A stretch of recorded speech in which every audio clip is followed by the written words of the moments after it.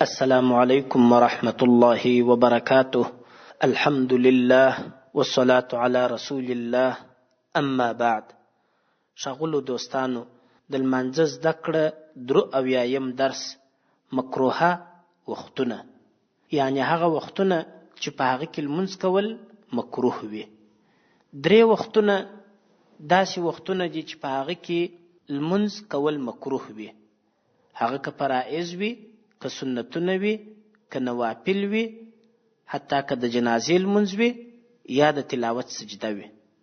هغه 3 وختونه: اول، په وخت کې د راختلو د لمر د راختلو په وخت کې لمونځ کول مکروه دي. دوهم، د لمر د لویدلو پر وخت. دریم، کله چې د غرمې پر مهال باندې لمر د انسان پر سر برابر سي، چې د فقه په اصطلاح کې ودغه ته د استوا وخت ویل کیږي. په دغه 3 وختونو کې لمونځونه مکروه دي. البته یوه خبره باید یاد سي، که چیرې یو لمونځ کوونکی د مازدیګر په وخت کې د دغه مکروه وخت څخه د مخه یې د دغې ورځې د مازدیګر لمونځ نه وي ادا کړي، هغه کولی سي چې لمونځ په دغه مکروه وخت کې د خپل وختي لمونځ وکړي. خو فقهای کرام فرمایي وایي چې لمونځ یې وکړي، اگر چې دغه وخت لمونځ دی، سره د کراهته یې کول جایز دي، لیکن د الله سبحانه وتعالی څخه به طلب د مغفرت کوي، الله ته به توبه باسي، ځکه چې د خپل اصلي افضل وخت څخه لمونځ و غیر افضل وخت وځنډوي. دوهمه مسئله: ایا داسې وختونه سته چې په هغه کې فقط نوافل مکروه وي، سنتونه مکروه وي؟ بلې هو، دا 2 وختونه دي. یو وخت د سهار تر لمانځه وروسته تر اشراق تر وخته پورې. په دغه وخت کې سنتونه او نوافل نشي کېدلی. البته که د خپل سهار لمونځ یې ځنډولی وي، نو د لمر تر راختو لږ د مخه یې لا وخت سته. خو که یې لمونځ وکړي، بیا نو نوافل، سنتونه او لمونځ نشي کېدلی، مکروه دی.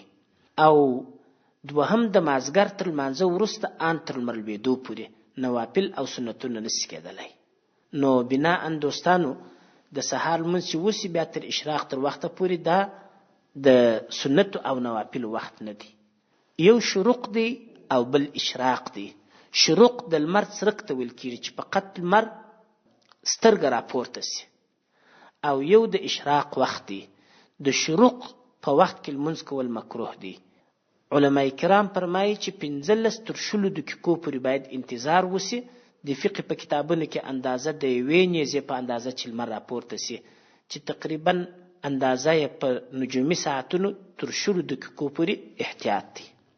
دریمه مسئله: که چیرې په دغه ورځ کې د جنازې لمونځ د مازدیګر تر لمانځه وروسته جنازه حاضره سي، او یا مثلا د سهار تر لمانځه وروسته حاضره سي، ایا په دغه وختونو کې د جنازې لمونځ ورکول کېدلی سي؟